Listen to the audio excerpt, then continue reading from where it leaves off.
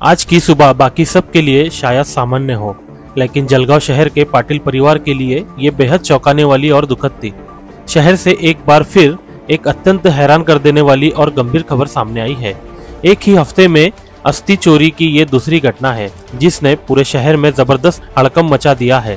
मृतक के शरीर पर मौजूद सोने के गहनों के लिए अस्थियां चुराने का ये घिनौना मामला एक बार फिर सामने आया है। जलगांव शहर के छत्रपति शिवाजी महाराज नगर शमशान भूमि में अंतिम संस्कार की गई एक वृद्ध महिला की अस्थियां और उनके शरीर पर पहने सोने के आभूषण चोरी हो गए हैं। खड़के चौल में रहने वाली जीजाबाई पाटिल का 2 दिन पहले वृद्धावस्था के कारण निधन हो गया था, जिसके बाद उनके परिवार ने शिवाजी नगर शमशान भूमि में उनका अंतिम संस्कार किया। सोमवार की सुबह जब परिवार वाले अस्थि विसर्जन के लिए पहुंचे तो उन्हें बड़ा झटका लगा। चिता के पास जांच करने पर पता चला कि जीजाबाई पाटिल की अस्थियों में सिर और पैर से के हिस्से की राख और अस्थियां गायब थी। इतना ही नहीं, अंतिम संस्कार के समय शरीर पर मौजूद लगभग 4 ग्राम वजनी सोने के गहने भी चोरी हो गए थे। सबसे चौंकाने वाली बात तो यह है कि चोरों ने राख के पास नैवेद्य का पान रखा था। रिश्तेदारों को संदेह है कि ये कृत्य सिर्फ चोरी के लिए नहीं, बल्कि किसी विधि या जादू टोना करने के इरादे से किया गया है।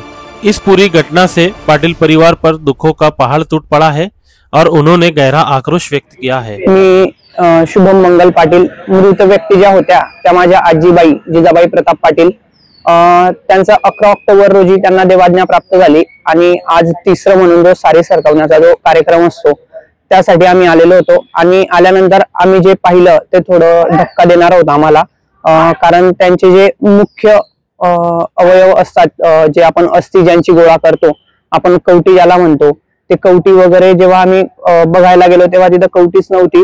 आणि चोरट्यांनी जे दागिने वगैरे असतात ते कानातले असतात, त्यामुळे ते कवटी चोरून नेली असं मला वाटतं। त्यानंतर पायातले जे जोडवे असतात त्यामुळे पायही त्यांचे नव्हते, म्हणजे जेथे जेथे अलंकार प्रदान करते एक स्त्री ते अवयवच तिथे नाहीयेत, म्हणजे त्यांच्या अस्थि नाहीयेत तिथे। तर हे आम्हाला खूप दुःख देणार। कृपया प्रशासनाला एकच सांगणं आहे की आमच्यासोबत जे घडलं, माझ्या परिवारासोबत जे घडलं ते इतरांसोबत घडू नये म्हणून फोर्स सिक्युरिटी जी आहे, फोर्स नाही म्हणता येणार, सिक्युरिटी जी टीम आहे ती टीम व्यवस्थित पद्धतीने डेव्हलप करावी आणि स्ट्रॉंग टीम येथे ठेवावी सिक्युरिटी। सकाळी आम्ही जेव्हा आलो तेव्हा मला असं बघायला मिळालं की आमच्या ज्या आत्या आहेत त्यांच्या जो शरीराचा भाग आहे म्हणजे कवटी आणि जे पायाचा भाग आहे तो गायब झालेला होता। तर आम्हाला अशी शंका आहे की हा एक जादूटोण्याचा प्रकार असू शकतो किंवा सोन्यासाठी त्यांच्या अंगावरती जे 4-5 ग्राम सोनं होतं या सोन्यासाठीही त्यांनी त्या कवटी गायब केलेली आहे। अशा जर प्रकार होत असतील आम्ही सारी सरकवायचा कार्यक्रम जो आहे तो आम्ही करायला आलेलो आहे आणि आम्हाला आमच्या ज्या व्यक्तीचे जे अंत्यविधीसाठी जो हे लागतो अस्थि तोच नाही मिळालेला आहे। तर आम्ही अशा प्रशासनाला सांगू इच्छितो की अशा महापालिकेला सांगू इच्छितो की असे जे अधिकारी असतील किंवा कर्मचारी असतील यांना सस्पेंड किंवा निलंबित करावं आणि प्रशासनाने किंवा महापालिकेने याच्याकडे लक्ष द्यावं। आम्ही मुख्यमंत्री साहेबांना सुद्धा निवेदन करतो कि त्यांनी या गोष्टीकडे गांभीर्याने लक्ष। एक ही सप्ताह में अस्थि चोरी की दूसरी घटना ने जलगांव शहर की शमशान भूमि की सुरक्षा व्यवस्था पर गंभीर सवाल खड़े कर दिए हैं। घटना की जानकारी मिलते ही विधायक सुरेश बोले ने शमशान भूमि का दौरा किया और प्रशासन से तत्काल और कड़ी कार्रवाई की मांग की है। बार बार हो रही इन अस्थि चोरी की घटनाओं के कारण जलगांव के लोग गुस्से में पूछ रहे हैं कि क्या अब मृतकों को भी शांति नहीं मिलेगी। लोगों की मांग जोर पकड़ रही है कि पुलिस इस गंभीर मामले की तुरंत जांच करे और इसके पीछे के चोरों और उनके मकसद का पर्दाफाश करे। Zaki Ahmed, Khandesh time news, Jalgaon. नाही, ही जी घटना घडली ही काळंबे फासणारी घटना आहे। मी मागच्या मेरूला सुद्धा त्यावेळेलाही महापालिका प्रशासन सूचना दिल्या होत्या की स्मशानभूमीत कॅमेरे लागले गेले पाहिजे आणि जो वॉचमन असेल त्यांनी 8 तास 12 तास ड्युटी असेल त्यांनी जबाबदारीने राहिलं पाहिजे।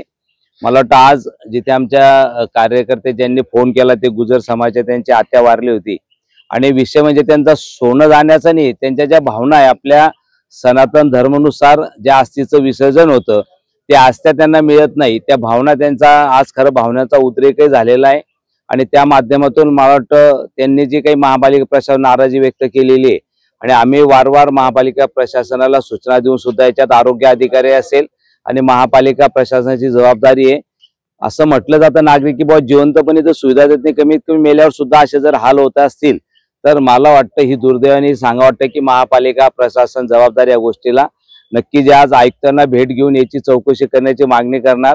आणि महापालिकेने सर्वच गोष्टीला पैसा नाही म्हणून चालणार नाही।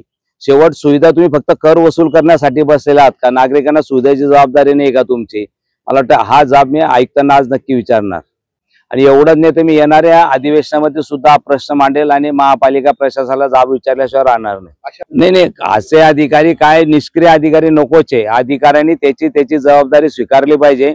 मग तो आरोग्य अधिकारी असेल, प्रशासनाचा कोणताही असेल, आयुक्त असेल, मला वाटतं ह्या माध्यमातून खरं तुम्ही जनतेचे सेवक आहात। तुम्हाला जनतेने सेवेसाठी बसवलेलं आहे किंवा तुम्ही जनतेमध्ये जाऊन पाहिलं पाहिजे, डोळ्यांनी विचारलं पाहिजे, ही लोकांची अपेक्षा आहे। एक अर्ध काम कमी झालं तर चालेल, आजचं उद्या होईल, पण तुम्ही जनतेमध्ये जाऊन जर फिरत नाही तुम्हाला जनतेचं दुःख काय करणार आहे? आणि मला वाटतं नक्कीच याच्याविषयी मी मुख्यमंत्र्यांकडे मांडण्याचा प्रयत्न करणार नाही।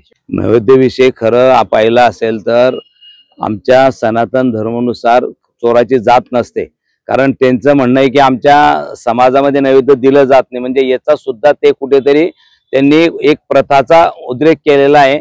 आणि मी म्हटलं चोराची जात नसते, त्यांना फक्त चोरी करणं हाच उद्देश असतो।